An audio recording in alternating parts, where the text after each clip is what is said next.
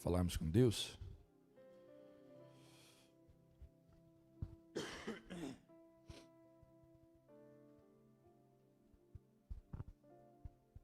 Aleluia. Pai, nós te agradecemos por esta manhã, primeiro dia da semana, domingo. Nós nos reunimos na sua casa para aprender um pouquinho mais a sua palavra. Te agradecemos pela noite de descanso que o Senhor ofertou a nós. Pudemos levantar do nosso leito, colocar os nossos pés ao chão, respirar esse ar que encheu nossos pulmões, dando vida a nós. Louvado seja o Senhor. Louvado seja o Senhor pela paz de espírito que está sobre nós, pelos anjos do Senhor que acampam ao nosso redor. Obrigado pelo pão que está sobre nossa mesa. Obrigado por tudo que o Senhor tem sido em nossas vidas, por tudo que o Senhor tem feito por nós e por tudo que ainda o Senhor há de fazer por cada um de nós. Obrigado pela igreja do Senhor, pela sua noiva, a noiva do Cordeiro. Sabemos que um dia o Senhor há de voltar para nos buscar. E até lá, nós nos preparamos, nós adornamos as nossas vestes para lhe encontrar, ó Senhor. Pai, nos conduza nessa manhã para uma manhã de aprendizado da sua palavra, pois esta é a legítima forma de servir ao Senhor. Se assentar sobre a mesa em um momento de comunhão, aprendizado, instrução. Louvado sejas o Senhor por isto. Louvado seja o Senhor por esta igreja, por esse ministério, pela Igreja Batista Manancial de Araxá, pela vida de todos os membros que compõem esse ministério, pela vida dos líderes, pela vida dos obreiros. Em nome de Jesus, continue nos abençoando, continue trabalhando em cada um de nós. Essa é a nossa oração, Pai, nesta manhã. Amém, amém. Pode se sentar.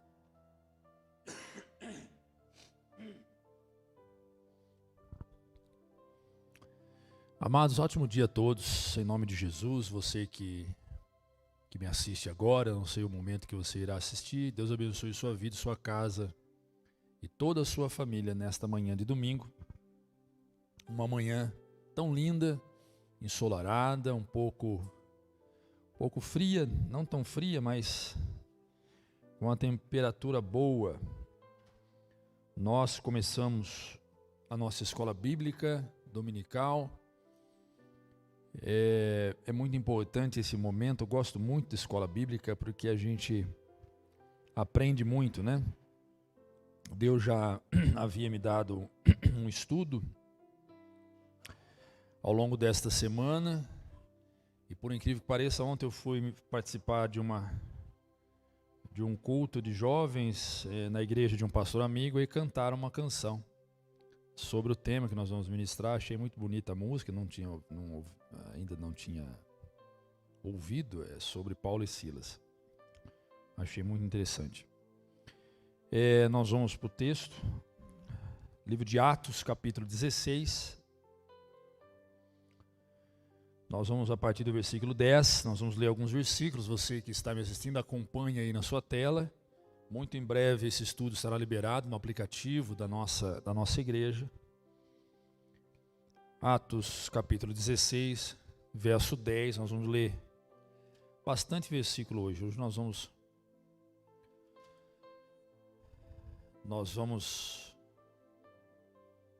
ler uma longa história aqui.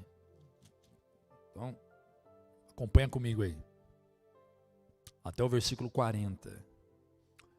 E logo depois desta visão, procuramos partir para a Macedônia, concluindo que o Senhor nos chamava para anunciarmos o Evangelho. E navegando de Troade, fomos correndo em caminho direito para a Samatrácia, e no dia seguinte para Neápolis, e dali para Filipos, que é a primeira cidade desta parte da Macedônia, e é uma colônia. Estivemos alguns dias nessa cidade. Coloca a versão NVI, filho, por favor. Dali, versículo 12, no sábado saímos da cidade e fomos para a beira do rio, onde esperávamos encontrar um lugar de oração. Sentamo-nos e começamos a conversar com as mulheres que haviam se reunido ali. Uma das que ouviam era a mulher temente a Deus chamada Lídia, vendedora de tecido de púrpura da cidade de Tiatira. O Senhor abriu seu coração para atender a mensagem de Paulo. Tendo sido batizada, bem como os de sua casa, ela nos convidou, dizendo: se os senhores me considerem uma crente no Senhor, venham ficar em minha casa. E nos convenceu. Certo dia, indo nós para o lugar de oração, encontramos uma escrava que tinha um espírito pelo qual predizia o futuro. Ela ganhava muito dinheiro para os seus senhores, com adivinhações. Essa moça seguia Paulo e a nós, gritando: esses homens são servos do Deus Altíssimo e anunciam o caminho da salvação. Ela continuou fazendo isso por muitos dias. Finalmente Paulo ficou indignado, voltou-se e disse ao Espírito: em nome de Jesus Cristo eu ordeno que saia dela. No mesmo instante o Espírito a deixou. Percebendo que a sua esperança de lucro tinha se acabado, os donos da escrava agarraram Paulo e Silas e os arrastaram para a praça principal diante das autoridades. E levando-os aos magistrados, disseram: esses homens são judeus e estão perturbando a nossa cidade, propagando costumes que a nós, romanos, não é permitido aceitar e praticar. A multidão ajuntou-se contra Paulo e Silas e os magistrados ordenaram que se lhe tirassem as roupas e fossem açoitados. Depois de serem severamente açoitados, foram lançados na prisão. O carcereiro recebeu instrução para vigiá-los com cuidado. Tendo recebido tais ordens, ele os lançou no cárcere interior e lhes prendeu os pés no tronco. Por volta da meia-noite, Paulo e Silas estavam orando e cantando hinos a Deus, e outros presos os ouviam. De repente, houve um terremoto tão violento que os alicerces da prisão foram abalados. Imediatamente, todas as portas se abriram, e as correntes de todos se soltaram. O carcereiro acordou e, vendo abertas as portas da prisão, desembainhou a sua espada para se matar, porque pensava que os presos tivessem fugido. Mas Paulo gritou: não faça isso, estamos todos aqui. O carcereiro pediu luz, entrou correndo e, trêmulo, prostrou-se diante de Paulo e Silas. Então os levou para fora e perguntou: senhores, o que devo fazer para ser salvo? Eles responderam: creia no Senhor Jesus e serão salvos você e os de sua casa. E pregaram a palavra de Deus a ele e a todos de sua casa. Naquela mesma hora da noite, o carcereiro lavou as feridas deles, e em seguida ele e todos os seus foram batizados. Então os levou para sua casa, serviu-lhes uma refeição, e com todos a sua casa alegrou-se muito no Senhor, por haver crido em Deus. Vou continuar. Quando amanheceu, os magistrados mandaram os seus soldados ao cárcere com esta ordem: soltem esses homens. O carcereiro disse a Paulo: os magistrados deram ordens para que você e Silas sejam libertos, agora podem sair, vão em paz. Mas Paulo disse aos soldados: sendo nós cidadãos romanos, eles nos açoitaram publicamente sem processo formal e nos lançaram na prisão, e agora querem livrar-nos secretamente? Não. Venham eles mesmos e nos libertem. Os soldados relataram isso aos magistrados, os quais, ouvindo que Paulo e Silas eram romanos, ficaram atemorizados. Vieram para se desculpar diante dele e, conduzindo-os para fora da prisão, pediram-lhes que saíssem da cidade. Depois de saírem da prisão, Paulo e Silas foram à casa de Lídia, onde se encontraram com os irmãos e os encorajaram, então partiram. Amém?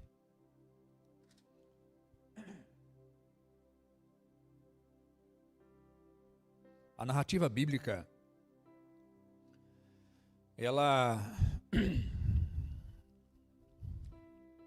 trata da segunda viagem do apóstolo Paulo. Essa viagem acontece a partir do capítulo 15, verso 36. Essa segunda viagem, Paulo já não está mais com Barnabé. Paulo agora está com Silas. Silas é um discípulo da igreja de Jerusalém, ou seja, ele se converte em Jerusalém, se torna um grande profeta, um crente de Jerusalém. Ele foi muito importante para a história da igreja. Paulo vai citar Silas em Coríntios, Paulo vai citar Silas em Gálatas. Gálatas não, Coríntios. Lucas vai citar Silas e Pedro também vai citar Silas. Uma coisa muito interessante que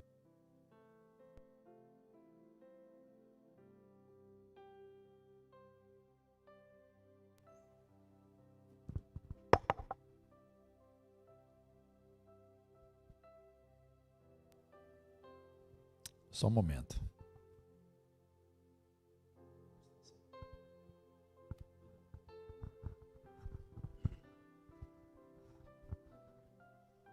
Só um minutinho que é ao vivo. Ao vivo tudo acontece.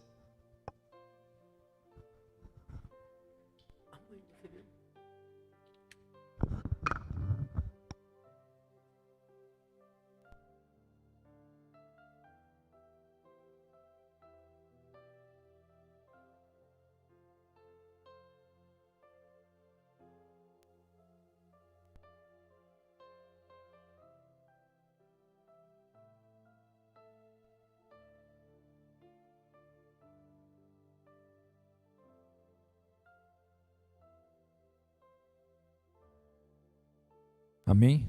Aqui, ó. Bateria aqui, ó.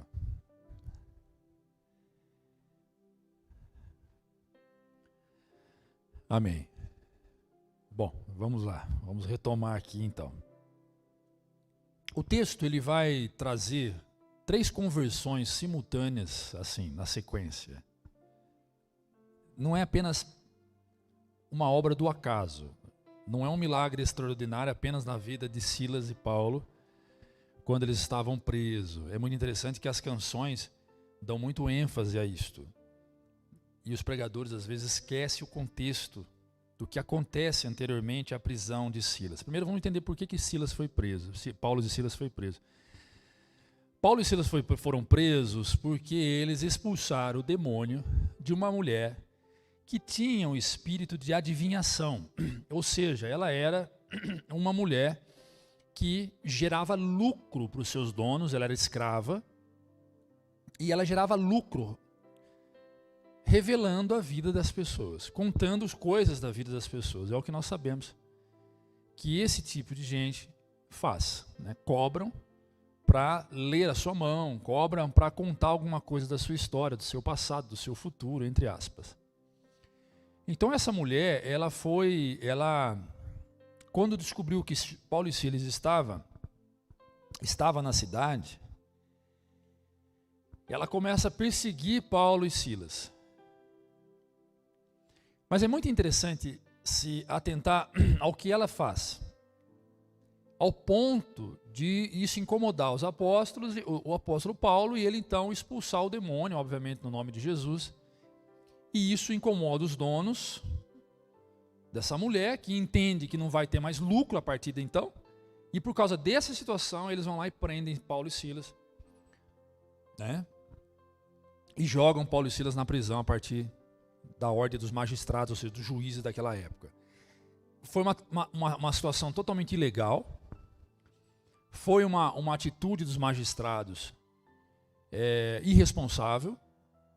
Lá no final, nos últimos versículos 37, 38, 39, do 38, 37 para frente, vocês observaram que eles descobrem que Paulo e Silas é cidadão romano, e eles não poderiam ter feito aquilo sem um processo legal, sem um julgamento. Então eles ficam desesperados, pedem para que Paulo e Silas não contem para ninguém, porque eles poderiam perder o cargo deles. Se aquilo chegasse ao ouvido do governador, eles poderiam ser expulsos, ser penalizados.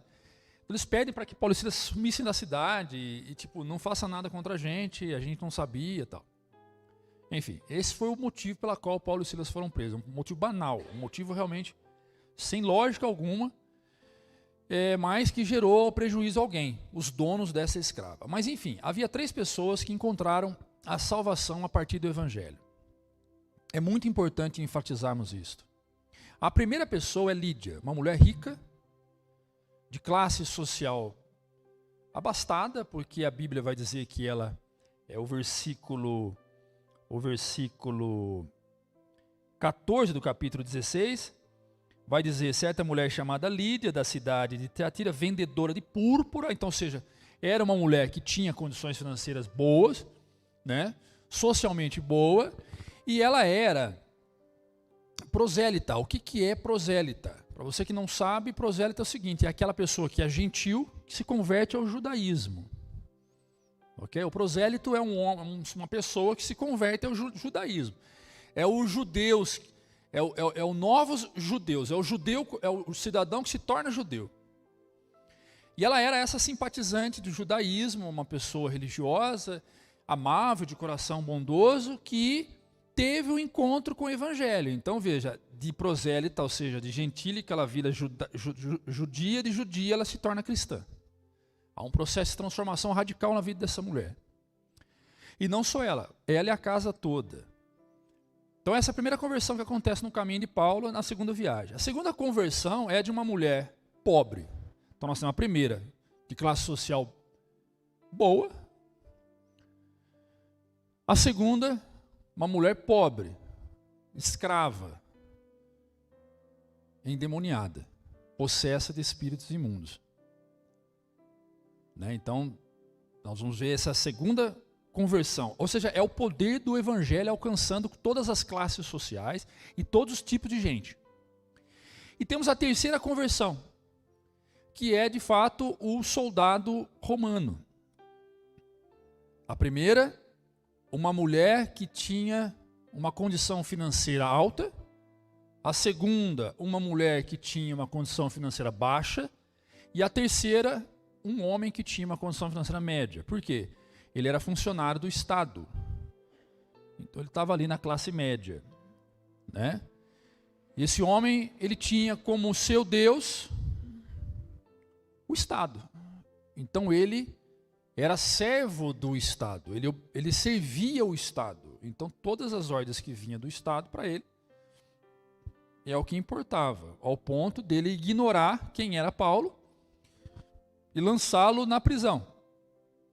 Então são 3 conversões maravilhosas que acontecem nesse texto, e nós vamos ver que essas conversões foram obras do Espírito Santo. Então quando nós trabalhamos o Evangelho na vida do outro, nós temos que levar a certeza de uma coisa: quem faz a obra é o Espírito Santo. Você pode ser o melhor catedrático, sei lá, você pode ser o melhor teólogo, o melhor pregador do mundo, você pode falar as melhores palavras, se o Espírito Santo não fizer a obra, em vão se torna o seu discurso. A conversão ela é dada pelo próprio Espírito, e ele tem as suas formas de trabalhar. Ele tem as suas formas de agir no coração do homem. Falando primeiramente da conversão de Lídia, é muito interessante que Lídia abre o coração. É uma mulher disposta a ouvir. Tem muita gente igual Lídia por aí. Você fala, caramba, foi muito fácil. Não é? Foi muito fácil. Você é recebido bem, e na hora de sair ela insiste que você fique. E se você tiver viagem, então ela fala, não, minha casa serve como hotel para você. Você pode ficar aqui, se hospedar aqui. Eu quero receber vocês aqui. Então é interessante que o texto vai dizer que ela insistiu para Paulo ficar na casa dela. Veja o versículo 15. Tendo sido batizada, bem como os de sua casa, ela nos convidou, dizendo, se os senhores me consideram crente no Senhor, venham ficar em minha casa. E nos convenceu. Então não foi apenas um convite. Foi, na realidade, um gesto de insistência. Não, fica aqui, não vai embora não, fica um pouco mais com a gente, é gostoso ouvir você pregar, é gostoso ouvir você falar de Jesus, sua palavra tocou meu coração, tal, né? Então era uma mulher amorosa, uma mulher que recebeu com bom grado o Evangelho, uma mulher que teve disposição abriu a porta da sua casa e todos os seus parentes, ou seja, a sua família toda, pelo jeito era igual a ela, também sentaram todos ali, ninguém desprezou Paulo, então foi maravilhoso esse trabalho. Eu acho que Paulo ficou muito feliz ao ponto de acontecer o quê? O que aconteceu? Aconteceu que depois de todo o processo de tortura que Paulo passa e Silas, porque vamos bem lembrar que ele não foi apenas jogado na prisão, ele foi açoitado. Para você que não sabe o que é açoitado, ele foi chicoteado, né? E depois amarrado de ponta cabeça em um tronco dentro da prisão. Os pés ficaram suspensos e o corpo caído ao chão. E pelo que me falha a memória, se não me falha a memória, melhor, as prisões naquele tempo eram subterrâneas, debaixo de prédios, onde o esgoto se passava por baixo. E normalmente os presos ficavam deitados entre esgoto. Quando nós falamos de esgoto, é todo tipo de esgoto.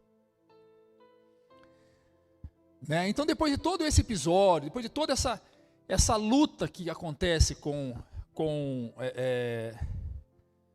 Silas e Paulo e Silas, você vai ver lá no versículo 40 que ele então volta para a casa de quem? Olha só. Depois de saírem da prisão, Paulo e Silas foram à casa de Lídia, onde se encontraram com os irmãos e os encorajaram então a partir. Então veja, foi tão bom a hospedagem na casa de Lídia, que ele volta para a casa de Lídia para estar com elas e com os irmãos. Não é? Existe gente assim, existe gente que nos encorajam a continuar, e por esse motivo nós encorajamos esse tipo de gente a ser quem eles são, a estar na posição que eles estão. Não é? Então, às vezes, as pessoas acham que há uma seletividade por parte da liderança evangélica. Há uma seletividade. De fato, algumas realmente são seletivas, alguns realmente são seletivos, isso é ruim. Né? Para a Bíblia, Jesus fala que não há grego, não há judeu, todos são iguais. Mas é bem certo que no meio da igreja, no seio da igreja, há aqueles que nos encorajam e há aqueles que são encorajados a continuar sendo o que são, a fazer o que fazem.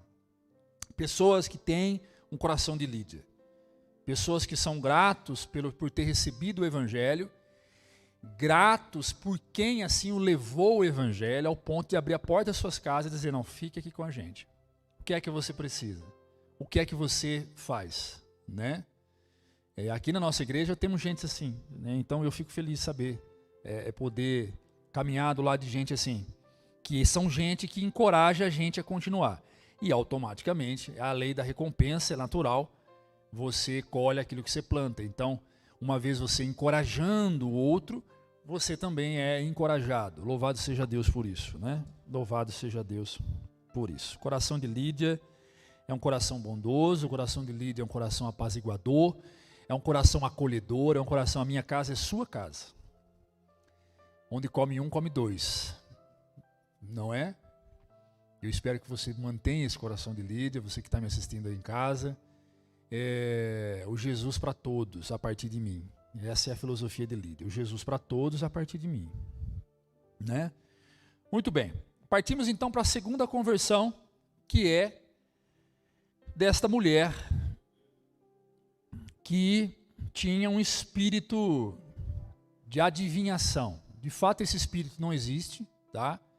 Nada mais é do que o demônio atuando na pessoa.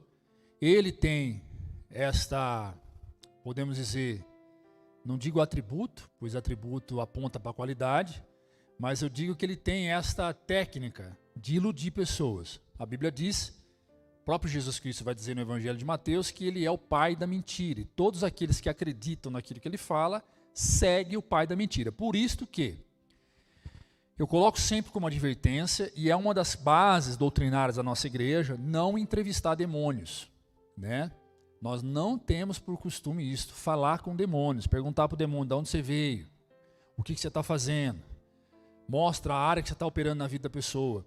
Por mais que seja assertivo, ou seja, por mais que seja certo o que o demônio vai responder, e ele aponta aquilo que ele fez no outro, isso não significa que aquilo é uma verdade. Pois até mesmo a doença que ele colocou no outro é uma mentira, é fruto da mentira. É isso que nós temos que entender. Não há mérito, não há crédito, não há algo que valide a existência do diabo pelo simples fato de dizer, eu botei um câncer nessa mulher e é no fígado. Aí ela vai no médico, faz um exame e descobre que realmente está com câncer no fígado. Eu estou jogando o filho dela nas drogas. Ela vai e descobre que o filho está nas drogas, porque o diabo disse. Então não há mérito nisso, não há nada útil nisso. Então Jesus, inclusive, vai repreender os apóstolos dizendo que não era para que eles permitissem que o diabo falasse. Né? Para quê? Porque ele é o pai da mentira. Ele é mentiroso. Então, quando eu carrego comigo a ideia, esta afirmação do próprio Cristo, que ele é o pai da mentira, tudo que sai da boca de Satanás é mentira, até mesmo aquilo que ele fez no outro é uma mentira. Mas a pessoa está com câncer, está lá, literalmente está com câncer, a doença está ali. Isso é uma mentira? É fruto da mentira, porque o diabo fez na vida dela aquilo que o diabo quer fazer, transformar a pessoa naquilo que ele é, caído, degenerado, corrompido, né? Então o diabo ele tem algumas coisas, algumas técnicas que vai te convencer a acreditar que aquilo que ele está dizendo é uma verdade e muitas vezes ele vai afirmar não a sua verdade, a verdade que está em você. Ele vai dizer para você, você é uma mulher de Deus, né? Afinal de contas, você é ou não é? Sim ou não? As mulheres. Sim ou não? Ok, se o diabo disser para você, você é uma mulher de Deus, você vai acreditar no diabo? Sim ou não? Sim ou não? Você não precisa acreditar no diabo. Meu Deus. Você vai acreditar em algo que o diabo está dizendo? Você vai passar a acreditar que é uma mulher de Deus porque o diabo está afirmando isso? O diabo só está contando algo que ele sabe. Então vamos para o texto. Versículo 19. Versículo 16, filho. Certo dia, indo nós para um lugar de oração, encontramos uma escrava que tinha um espírito pela qual predizia o futuro. Na realidade, o texto é bem claro, ele está dizendo que tinha um espírito demoníaco sobre a vida dela. Ela ganhava muita grana, muito dinheiro para os seus senhores com adivinhações. Ok, até aí tudo bem. 17. Veja, esta moça seguia Paulo e a nossa, aqui no caso é Silas que está narrando, gritando. Não, no caso é Lucas que está narrando, vou deixar claro. Gritando, estes homens são servos de Deus Altíssimo e anunciam o caminho da salvação. Ponto. Quem é que dizia isto? O diabo. O pai da mentira está dizendo, entre aspas, uma verdade. Essa verdade é dele ou é de Paulo e Silas? É de Paulo e Silas. Então ele simplesmente está replicando algo que não é dele.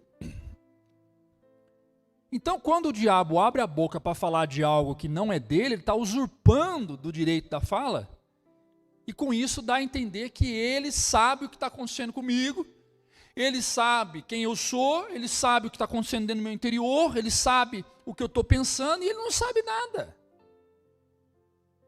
O que ele está fazendo aqui é uma tentativa de manipular as pessoas, para as pessoas acreditar a partir dele, a partir da ótica dele, do diabo, dela, no caso a mulher, dizendo, ó, ele é servo de Deus porque eu estou dizendo que é. Então, o que me deixa muito preocupado é quando um homem que se diz homem de Deus se sente forte quando o diabo diz assim, eu não posso com você porque você é homem de Deus.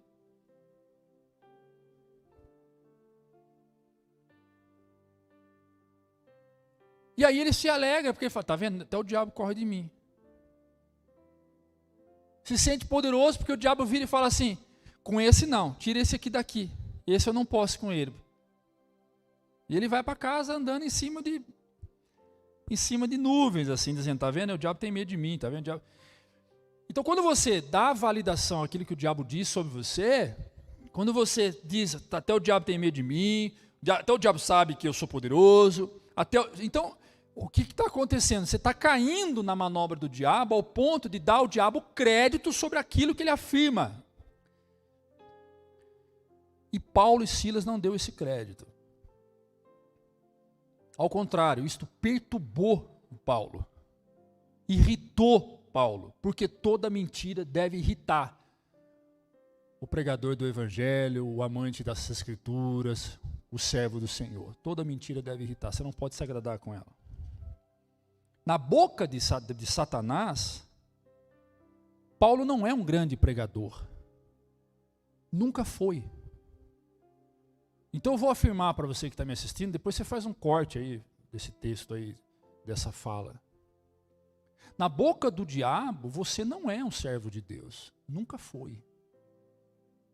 Na boca do diabo, você não presta. Na boca do diabo, você é um dos maiores inimigos que ele tem nesta terra. Na boca do diabo, desculpem a palavra, você é um cretino, uma cretina, por trabalhar contra os projetos dele. Na boca do diabo, você aqui na nossa terra, no caso de Paulo e Silas, representa para nós uma ameaça. Mas tudo bem. Tudo bem. Eu vou afirmar agora que você é, coloca o texto de novo, faz favor. Que você é homens, servos de Deus Altíssimo, que você é um anunciador do caminho da salvação. Eu vou falar isso agora, mas lá na frente eu vou te catar e vou te mandar para o tronco, e vou te chicotear, eu vou arrebentar com a tua cara, vou te mandar para a prisão.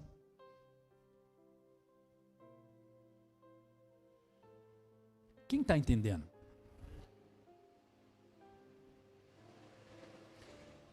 Então não se iluda com afagos, não se iluda com massagem no ego, não se iludam com ímpios e endemoniados te receberem bem, apertar tua mão e dar tapa nas tuas costas, e você achar que é a última bolacha do pacote em meio às trevas, que a sua luz está brilhando tanto, que não está ao ponto de cegar todo mundo e você então não gerar incômodo, e sim prazer. Não se iluda, não caia nessa bobagem. Eu me dou bem no meio de todo mundo, e todo mundo me quer bem. Reavalie a sua conduta como cristão. Reavalie a sua conduta como cristão. Porque luz incomoda trevas. Está tudo bem com você em todos os lugares, algo você está deixando de ser. Luz. Porque o diabo não gosta de nós. Deixa eu só ser mais prático. Satanás não gosta de crente. Satanás não gosta de quem tem o Espírito Santo sobre a sua vida. Ele usa filhos, ele usa mãe, ele usa pai, ele usa avó, ele usa genro, ele usa cunhado, ele usa sogra, ele usa sogro, ele usa líderes, ele usa chefe. Ele usa quem puder usar para transformar a sua vida naquilo que ele é. O inferno. Então se o diabo disser para você assim, ó, a Edilane, o que a Edilane é? A Edilane, ela é uma serva de Deus, mulher justa, que anuncia o caminho da salvação. Não se alegre com isto, porque isso faz parte da estratégia de Satanás para te levar para o tronco, e você ser chicoteada, esbofetada, e depois no final ser jogado na prisão, amarrado de ponta cabeça. Então não se iluda. E ele perde aqui, mas ele vai tentar ganhar lá na frente. Ele não dá ponto sem nó. Então você ganha uma vitória aqui, achando que está vencido, que as obras do inferno se esgotaram. Deixa claro que o inferno ainda não existe, ele não foi inaugurado, portanto os demônios estão todos aqui na terra, cada um procurando um lugar, se hospedando nas pessoas. O inferno ainda vai ser inaugurado quando Jesus voltar. O que existe é o Sheol, o lugar de tormento, que não se compara ao inferno, que o inferno é pior ainda. Então, ou seja, mas enfim.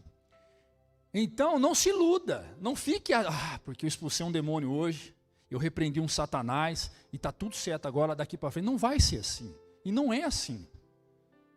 Não é dessa forma que funciona. Nós temos que estar em prontidão e em vigilância constante. Você sai de uma arapuca de Satanás aqui, daqui 20 minutos ele está armando uma outra para você. Você vence uma estratégia diabólica no seu emprego, aí no meio do âmbito familiar, que não tem relação nenhuma com o emprego, surge uma outra estratégia demoníaca para tentar te derrubar, para tentar te deixar triste, para tentar te magoar, para tentar te entristecer. Então, eu não estou usando um rascunho, estou usando aqui, de fato, toda a inspiração do Espírito de Deus, né, aqui, e de todo o conhecimento que Deus me deu em relação a esse contexto. Mas, de fato, esse é um texto maravilhoso. Debruce sobre esse texto, vai trazer grandes lições para você. Eu busquei uma referência de um autor, agora há pouco, ali no meu celular, para tentar entender a relação de Silas e Paulo. Muita gente fala muita coisa, mas eu vou dizer uma coisa para você: Silas e Paulo eram muitos amigos. Eram dois companheiraços de viagem, de trabalho, de evangelização. Paulo não aguentaria isso sozinho. Não é bom que andem só. Quando Jesus manda os 70 discípulos para a primeira viagem missionária, que acontece ali em Jerusalém, Samaria, Judéia, Jesus, ele pede para que eles andem em dois, né? De dois em dois. Enfim. Então, Paulo expulsa o demônio da mulher. E o que acontece? Vem o plano B de Satanás. E qual que era o plano B? Incitar o coração dos donos daquela escrava contra Paulo e Silas. Aí vem um grupo de gente, prende Silas e Paulo, joga os Silas na prisão. E aí, nós vamos para um dos momentos mais difíceis da vida de Paulo e Silas. Não é um momento, eu digo um dos. Porque Paulo passou por muitas situações difíceis. Essa aqui era mais uma. Você tem noção que é ser chicoteado em praça pública, porque você pregou o evangelho e expulsou um demônio? Convenhamos, Paulo não roubou ninguém. Paulo não se levantou contra nenhuma autoridade humana. Paulo não ameaçou os ritos dos cultos helenistas, dos cultos místicos de Roma. Lembrando que Roma era uma sociedade politeísta, de cultura grega religiosa. Roma, escuta bem, Roma adotou nesse tempo. Até hoje é assim, infelizmente. Até hoje é assim. Você que é católico, apostólico romano, sabe que até hoje é assim. A cultura politeísta que está dentro da Igreja Católica Apostólica Romana, altares para 500, 600, 700, 1000 tipos de santos. Esta cultura tem origem na Grécia. Foi lá na Grécia Antiga que surgiu a ideia de se adorar deuses estranhos. Havia tantos deuses estranhos na Grécia, e a Bíblia aqui vai dizer que Atos vai dizer que Paulo, quando chega em Atenas, ele entra no Areópago, enfim, ele vê tantas imagens construídas para deuses, que aquilo ali gera um surto em Paulo. E tinha um altar, que não tinha nenhuma imagem em cima desse altar. E Paulo então olha para aquilo e fala: poxa, o que é isso aqui? Ele chega perto, tem uma placa: ao Deus desconhecido. E ele pergunta para um dos gregos: por que não tem uma imagem aqui em cima? E um dos gregos vai dizer: é que a gente fez imagem para todo quanto é tipo de Deus, e a gente não conseguiu lembrar de alguns. Então, para a gente, se a gente esqueceu de algum Deus, então a gente deixou esse altar vazio, porque pelo menos aí fica para esse Deus que a gente esqueceu o nome. E Paulo falou: ok, então é sobre esse Deus que vocês não sabem o nome, o Deus invisível, que eu vou falar agora. E aí Paulo começa a anunciar o amor de Deus, do Deus real, do Deus invisível, do Deus que não estava naquele altar. E é assim que o evangelho começa a ser pregado na Grécia. Enfim, essa cultura politeísta, de centenas de deuses, milhares de deuses, ela entra dentro de Roma. Então Roma abraça essa ideia helenista, essa ideia grega. Então os cultos místicos em Roma tinha culto para o sol, Roma tinha culto para a água, para a árvore, tinha Deus para tudo quanto é tipo de necessidade. Assim é hoje o catolicismo romano. Nós temos Deus para quem está solteiro, nós temos o Deus para quem dirige caminhão, nós temos o Deus, que mais? Me ajuda aí. Da causa impossível, Deus a cabeça, exato. Então tem tudo quanto é tipo de Deus ali dentro. Isso veio da onde? Veio da cultura grega, que infiltrou dentro da Igreja Católica Romana. Ou melhor, dentro do romanismo, a Igreja Cristã Romana que adaptou isso. Né? Enfim. Mas voltando aqui. Então, dentro desse contexto todo, Paulo ele não se levantou contra ninguém, Paulo não se falou, não criou embate contra ninguém, ele só expulsou um demônio, pregou o evangelho para uma mulher e está tudo certo. Então, pastor, isso é motivo para ele ir preso, ser açoitado em praça pública, para você ver que por poucas coisas que você faz, por causa do amor de Cristo, a recompensa demoníaca é gigantesca. É diabólica. Então o Evangelho lhe convida para um ato de consciência, porque a fé ela é racional, o culto é transcendental. Fé é racional. O que é racional? Eu sei em quem eu tenho crido. Ponto. Quando você diz, eu sei em quem eu tenho crido, isso é racional. Isso não é transcendental. Mas quando você faz, Deus, a ti eu elevo as minhas mãos, isso é transcendental, ou seja, é transcendente, não é racional. Ninguém consegue entender o que você está fazendo. Quando você vê um doidinho girando, nem maluco dentro de uma igreja, você pode questionar, isso é dele, é de transcendental, o que é? É melhor você ficar quieto e não julgar. Larga para lá. Larga para lá, né, Júlio? Larga para lá, não julga. Porque o culto é transcendental. Você vê um maluco subindo na parede, dando giro, dando de pirueta, você fala, caramba, para que isso? Não precisa disso. Não sei. Culto é transcendental. Então, se você abre a boca dizendo que é certo, e se abre a boca dizendo que é errado, as duas opiniões não serve, não encaixa, porque é transcendental, não é racional. Então a gente não sabe, o culto é transcendental, então aquilo que parece louco para você, que é um cara dando giro parece um peão do baú girando dentro da igreja, do mesmo nível é loucura ver um cara sentado ali de joelho orando. É a mesma coisa. Que diferença tem o camarada que está rodando que nem um peão do baú dentro da igreja e o outro que está de joelho orando? Nenhuma. Não tem diferença nenhuma. Os dois são atos que fogem da realidade, porque se você usar o real, você vai ver um cara falando sozinho, conversando com ninguém. E de joelho no chão, ajoelhado para quem? Você fala, que tem lógica, que esse cara está falando com quem? Eips, está falando com quem? Está de joelho ainda? Está se curvado para quem? Falando com quem? Enquanto a partir do cara que está rodando igual o peão, você fala, está fazendo para que isso? Então, não dá, culto é transcendental.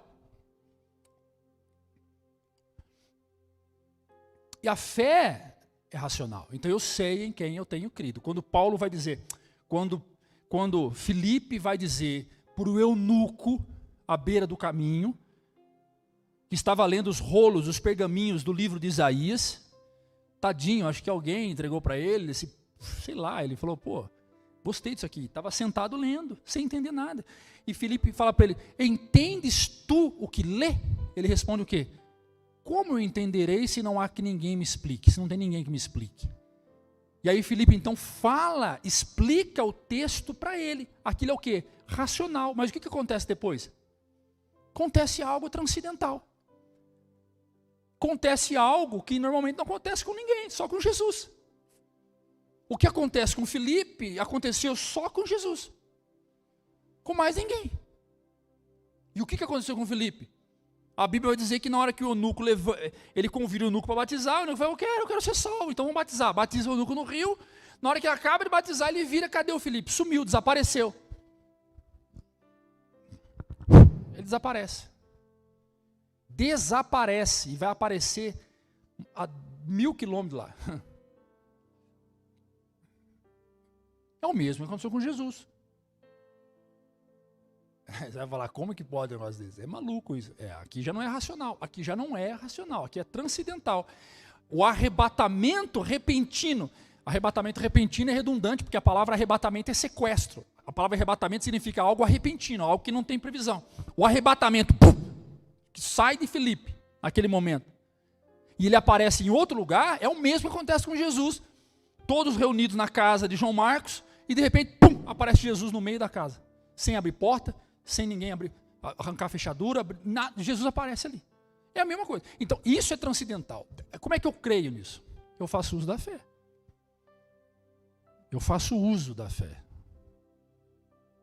Então, ou aceito ou não aceito.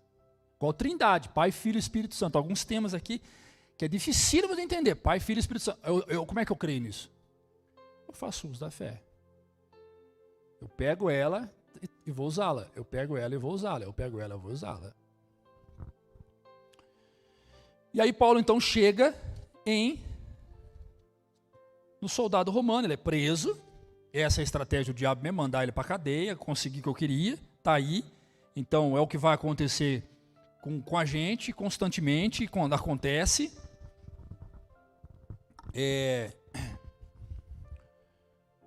Coisas pequenininhas acabam se tornando grandes. E você fala, caramba, não fiz tanta coisa assim. E detalhe, quanto menos você faz, maior é a investida do diabo.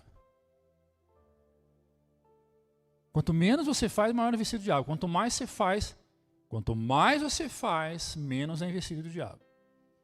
Então, quanto menos eu oro, mais o diabo investe. Então aquela frase, que também é diabólica, quanto mais eu oro, mais essa assombração aparece, é o que o diabo quer que você acredita mesmo. O diabo quer que você acredita nessa frase, meu amado.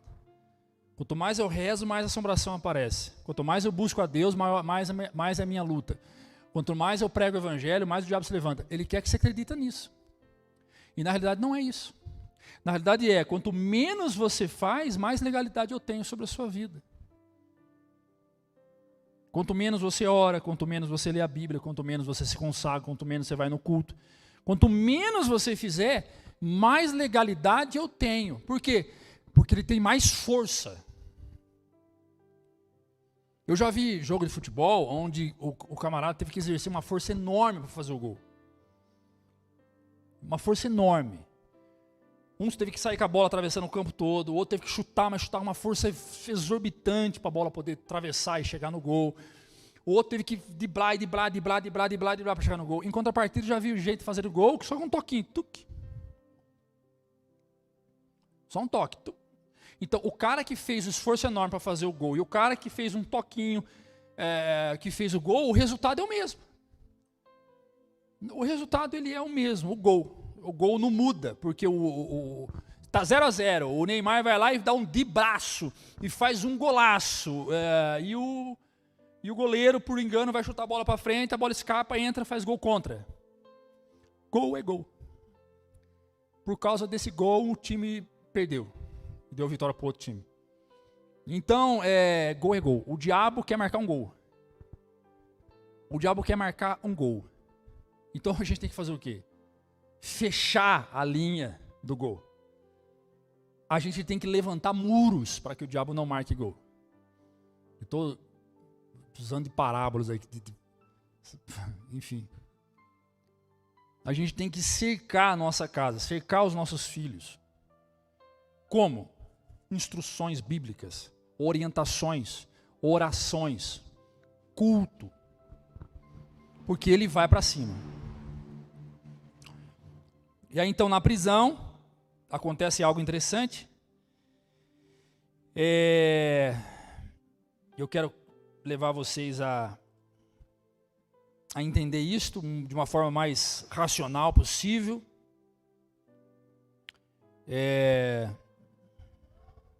Versículo 25 do capítulo 16, por favor.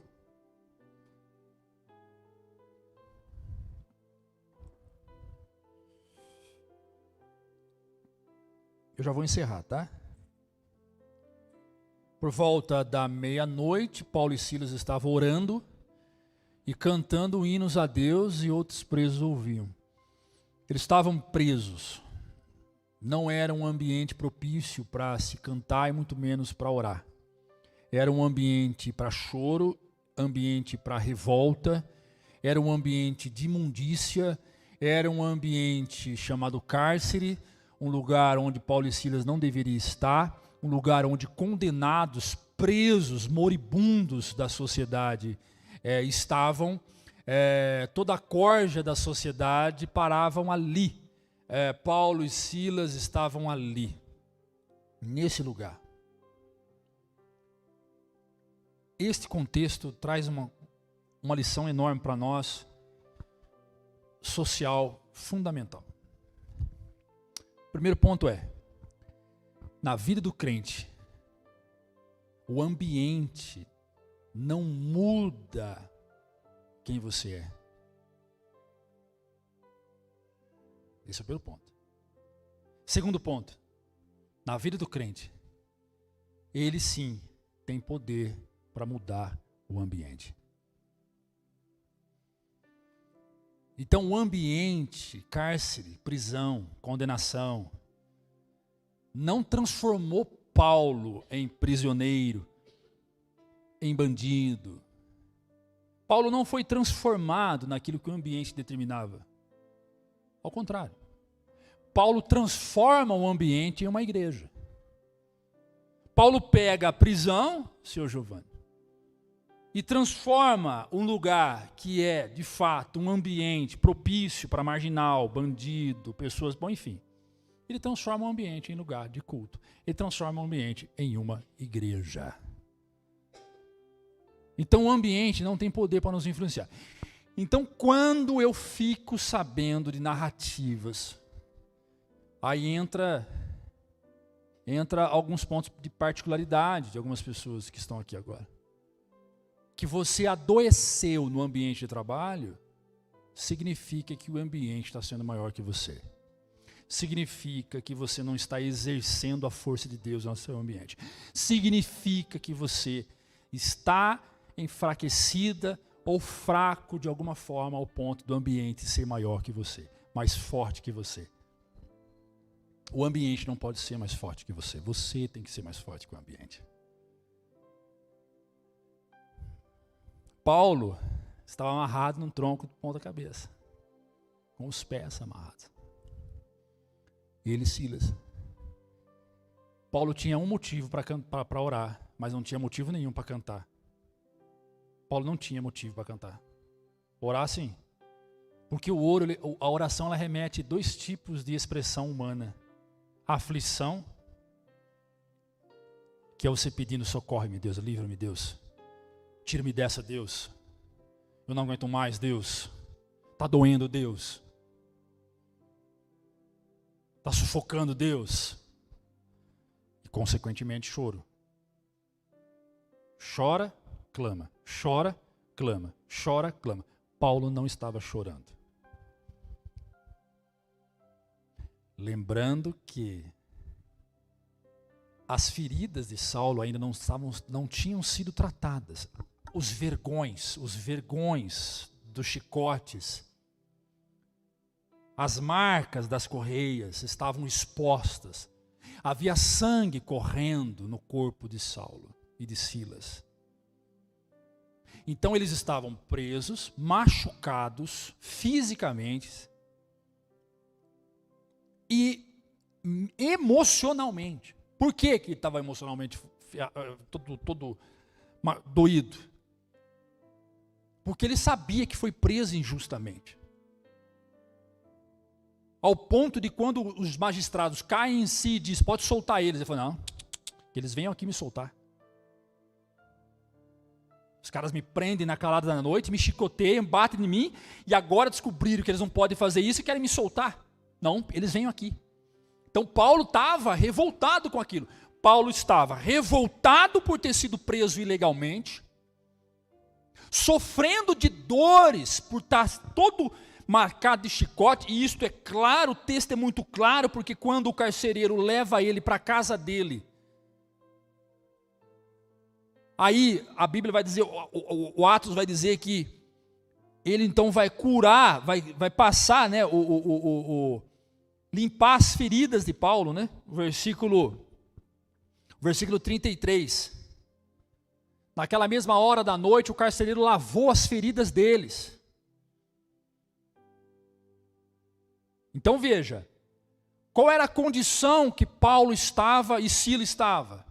Condição de dor, condição de sofrimento. Então, orar era natural. Agora, cantar? Você só canta se você estiver alegre. Ninguém canta triste. Aquela canção, eu te louvarei de todo o meu viver. Como é que você canta uma música dessa? Eu te louvarei. Não tem como, triste você não consegue.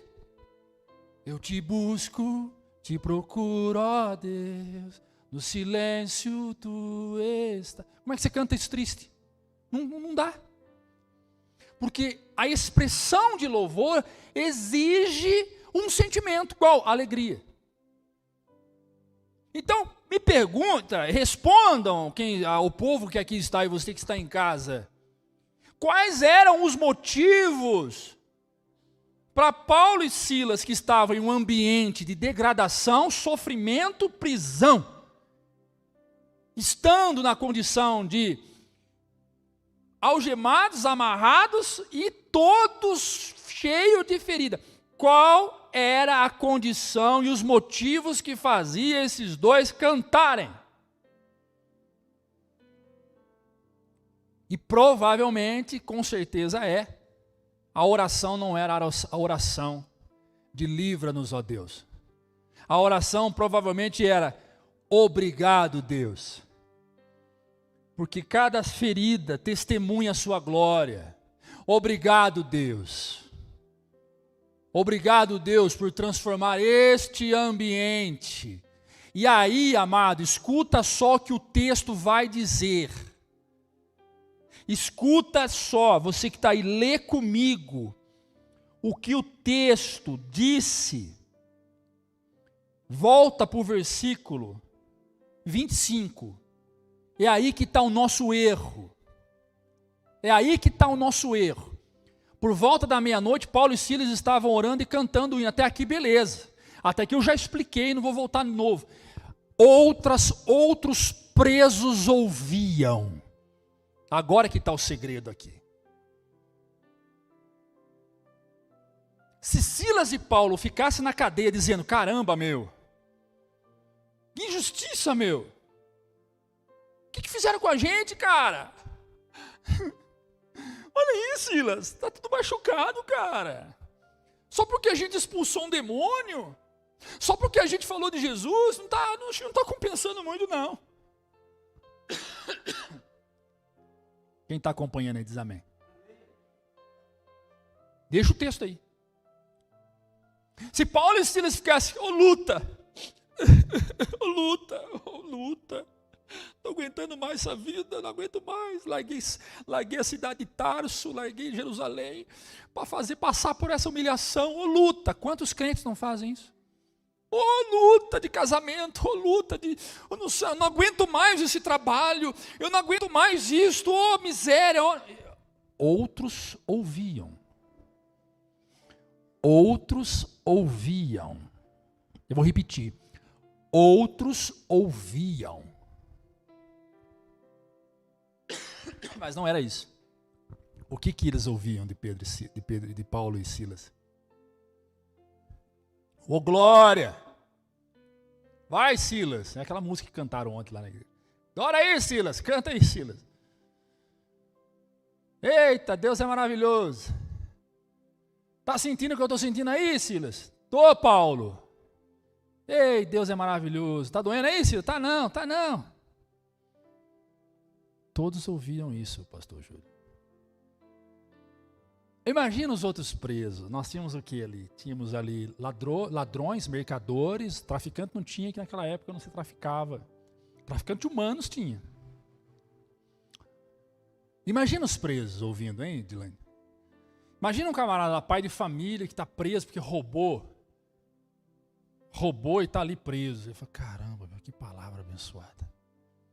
Que coisa, que palavra estranha que está tocando no meu coração, o que está acontecendo comigo? E de repente ele começa a chorar. O Espírito de Deus começa a envolver aquela cadeia toda. Havia outras celas. Há um mover sobrenatural naquele lugar. O Espírito de Deus começa a alcançar os vãos, as brechas, como uma fumaça, com um cheiro suave, começa a entrar nas narinas daqueles presos. Uns caem de joelho, outros começam a chorar. Outros arrependidos pelos seus crimes começam a dizer, tem misericórdia de mim, Senhor. Eu quero esse Deus desses dois. O que acontece com esses presos é o mesmo que acontece com aquele preso que estava ao lado da cruz de Jesus. Eles viram a glória do Pai através de uma pessoa, porque eles suportaram a dor. E a gente muitas vezes não é capaz de suportar uma calúnia, uma simples calúnia.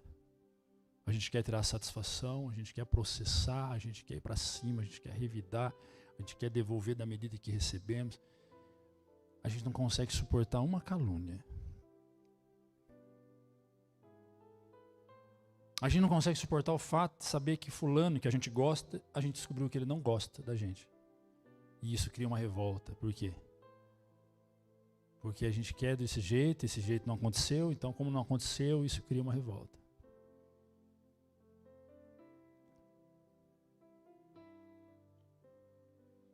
A igreja de faz de conta, ela existe, ela é real. Mas o senhor acabou de dizer que é faz de conta?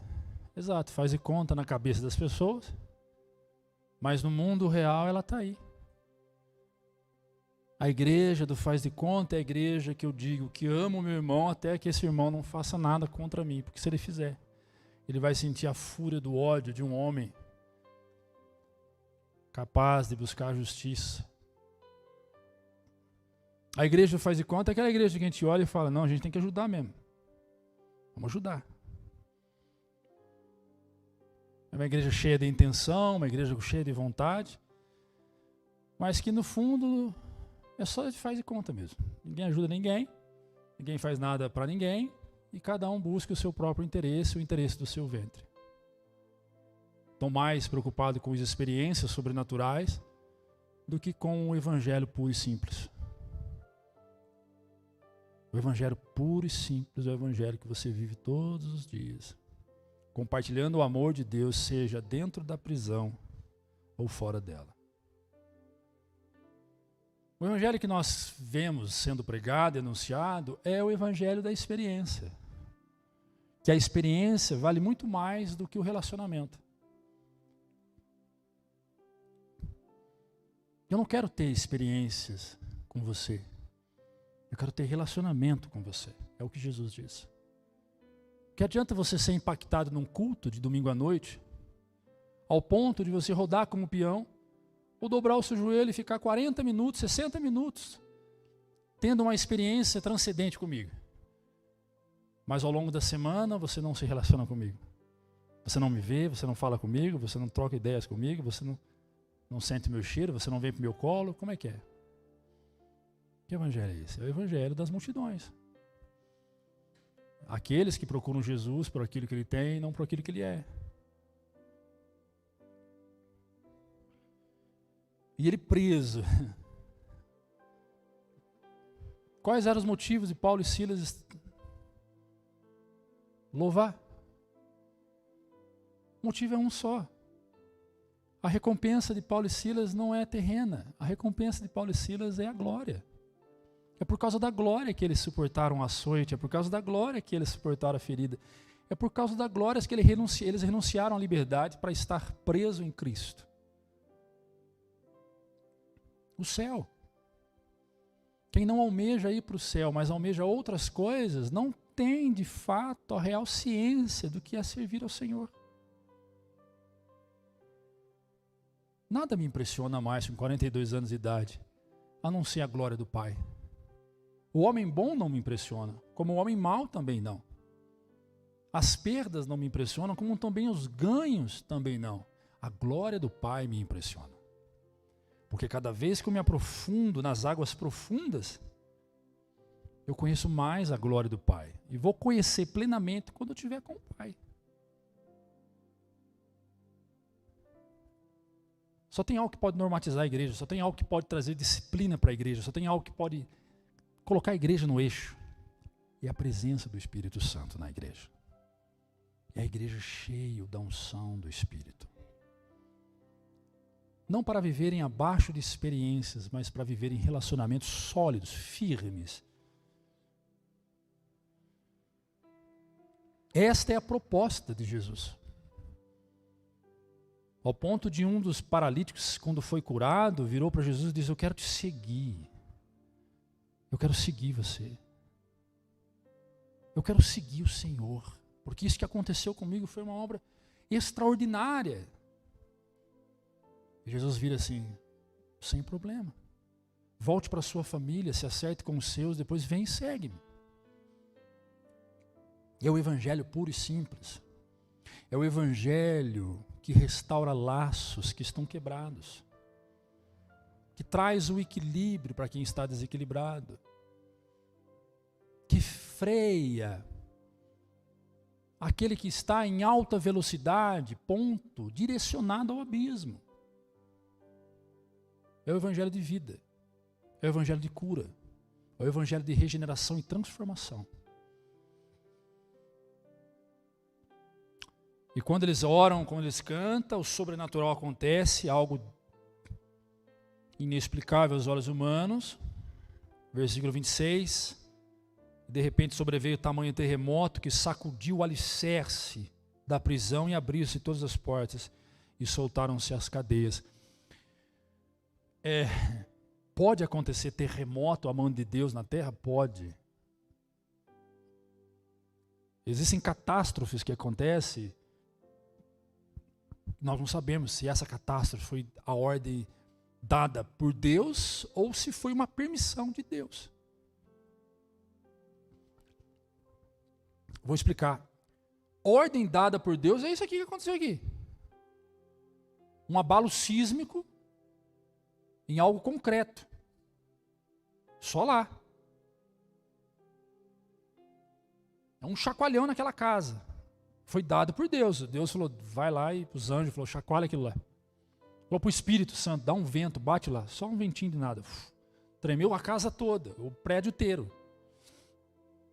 Ao ponto das portas das cadeias abrirem.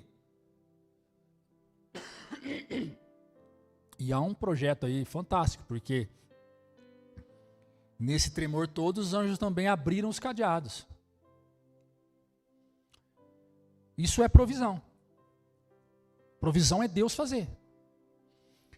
Permissão. Se Deus permitisse que a natureza usasse seu livre-arbítrio para acontecer isso, isso jamais aconteceria, porque isso não é da natureza. Abalo sísmico num lugar só, numa casa só, não digo que é impossível acontecer, mas nós não temos relatos que aconteceu. Aconteceu tipo numa cidade só, aí tudo bem, toda a cidade. No Nordeste, por exemplo, aconteceu isso. Algumas cidades específicas. Então Deus, quando provê, é Ele fazendo. Deus, quando permite, é a natureza seguindo o seu fluxo. A permissão de Deus é o sol nascendo todos os dias, é a lua se pondo, é a chuva caindo, é o vento vindo e indo. É a natureza seguindo o seu fluxo. É o homem nascendo, crescendo, envelhecendo, morrendo. É a natureza seguindo o seu fluxo. Mas na provisão de Deus nós temos alguns efeitos colaterais, ou melhor, alguns efeitos inexplicáveis, como gente que não podia morrer e morreu do nada. E a gente entende, mas por que podia e não podia? Onde está o critério de poder e não poder? Eu falei, sei lá, a pessoa estava 100% bem e de repente morre. E quem é essa pessoa? Serva do Senhor, temente a Deus. Não sei, será que Deus quis buscar a pessoa mais cedo e falou, agora você vem comigo que você está muito boa para ficar aí nessa terra. A terra não merece você. Não sei. As coisas estranhas acontecem. Deus, ele é PhD em fazer coisas estranhas. Ao ponto de ter coisas que ele não revela. Ele vai dizer, há mistérios que ao homem não é revelado. Esse é um deles. Nós não entendemos por quê. Versículo 27 vai dizer que o carcereiro desperta de um sono, vendo as portas abertas, pega a espada e vai se matar. Por que ele quis se matar? Medo do terremoto? Não. É porque naquela época a responsabilidade sobre os presos estava na mão do carcereiro. Se fugir um preso, ele sofreria uma pena lastimável. Então, quando ele vê todas as celas abertas, ele fala, já era, todo mundo fugiu. É melhor eu me matar do que eu ser executado em praça pública. Cata a espada e vai se matar. Na hora que ele vai se matar, ele escuta uma voz de 2 presos e todo mundo estava ali. Ninguém fugiu. E isso surpreende esse homem, que diz, não faça isso. Agora, escuta bem, joga o versículo seguinte. Mas Paulo gritou, não faça isso. Estamos todos aqui. Paulo garantiu que ninguém fugiu. É muito provável que na hora que as celas abriu, Paulo saiu para fora e falou, ninguém foge. Ninguém sai. Na autoridade de um pregador. E naquele momento Paulo já não estava falando com velhas criaturas. Paulo estava falando com filhos. Filhos que foram gerados dentro da cadeia. Filhos que foram gerados em uma noite. Uma única noite. Paulo gera filhos em uma noite, dentro de uma cadeia. Olha como é que é o negócio. Então, parafraseando, ele vai dizer, não faça nada, todos os meus filhos estão aqui. Estamos todos aqui. E quando ele diz, estamos todos aqui, te joga para trás. Quando ele cantava e louvava, e todos os presos ouviam. Quem está entendendo isso chama exegese. Ok?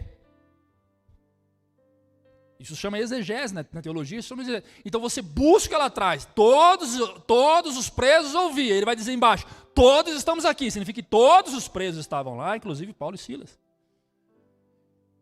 Aquilo surpreende o coração do carcereiro ao ponto de dizer, peraí, 2 coisas incríveis aconteceu aqui. Primeiro, alguém sabe dizer qual foi a primeira? Terremoto. E segundo, qual foi a segunda? As portas estão abertas e ninguém fugiu. Qual que abala mais o carcereiro? Qual que abala mais o carcereiro? Escuta, o terremoto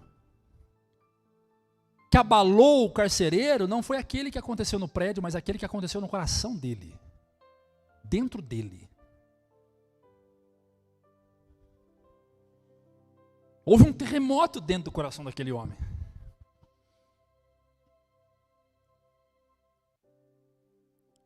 Porque quando ele viu tudo aberto, a primeira coisa que ele pensa é, fugiu todo mundo. O terremoto que acontece no coração daquele preso é quando ele ouve a voz. Uma voz de um arauto. Dando ordem a ele. Dando ordem sobre o medo. Dando ordem sobre o desespero. E você tem que ser essa voz. Volta lá o texto, por favor. O versículo 27.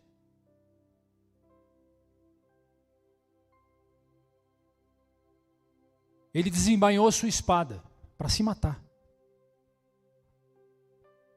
Esse homem estava desesperado.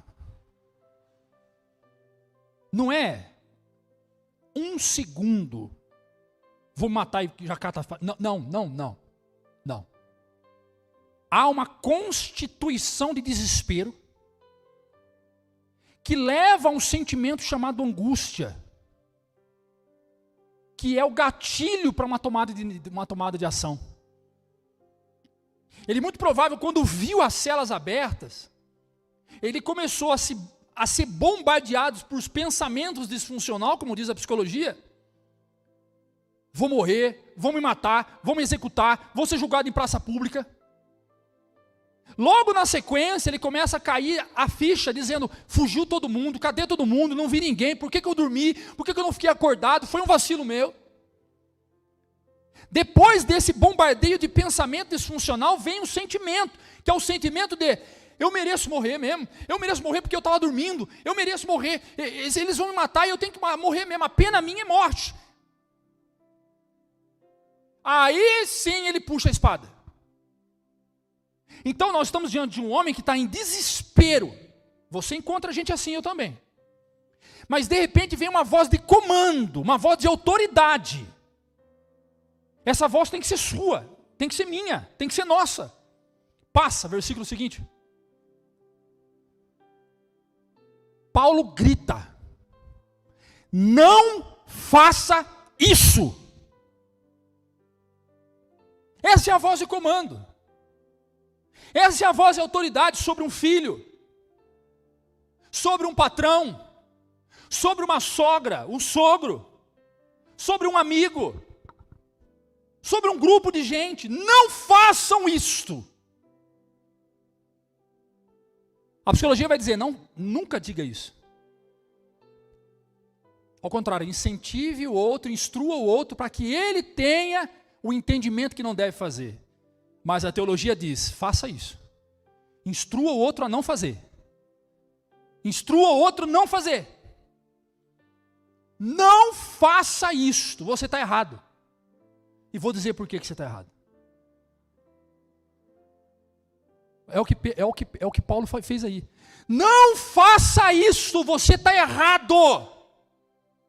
Por que é que Paulo disse para ele que ele estava errado? Porque tudo aquilo que ele achava que tinha acontecido, não aconteceu. Tudo aquilo que ele pensava que estava certo, ele estava errado. O que ele pensava? Fugiu todo mundo. Fugiu todo mundo? Não. O que ele pensava? Vão me matar. Alguém ia matar estando todo mundo ali? Não.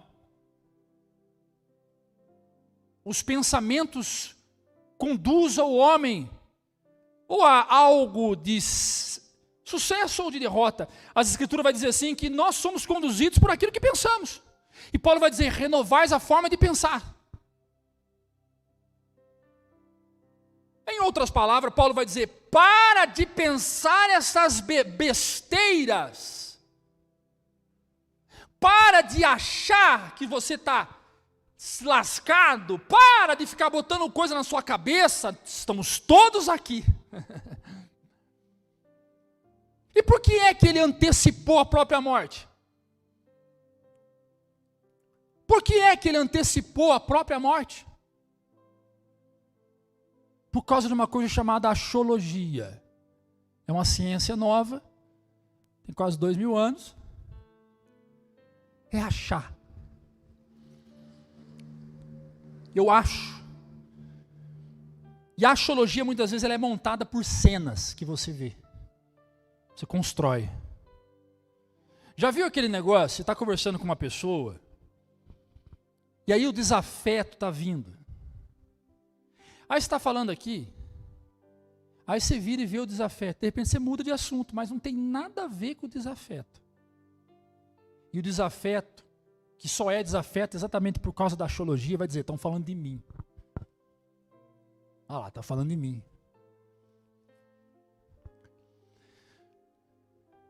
A gente é campeão em achar. A gente acha que o outro é errado, sem ter noção nenhuma se aquilo que ele está fazendo está certo ou errado. A gente acha que não deveria ser assim, a gente acha que tem que ir para outro caminho, a gente é campeão de achar.